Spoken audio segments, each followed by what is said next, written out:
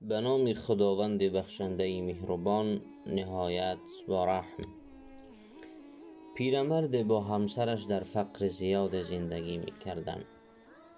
هنگام خواب همسر پیرمرد از او خواست تا شانه‌ای برای او بخرد که مویهایش را سر و سامان بدهد.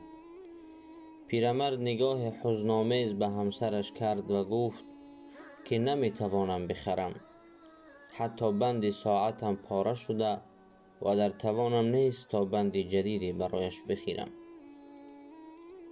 پیرزن لبخند زد و سکوت کرد.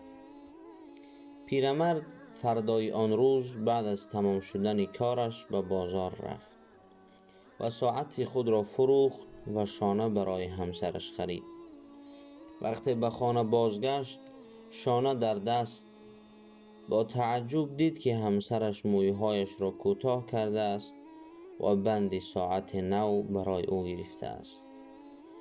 مات و مبهوت اشکریزان همدیگر را نگاه می کردند.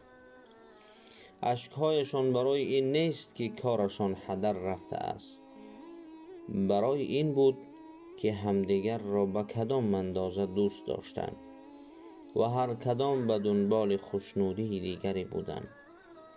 به یاد داشته باش، اگر کسی را دوست داری یا شخص تو را دوست داشته باشد، باید برای خوشنود کردن او سعی و تلاش زیادی انجام دهی.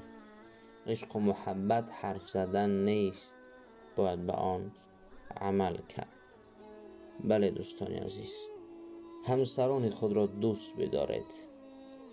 و شما بودم بنده عبدالله، یکایک شما را از برای الله پاک دوست می‌دارم.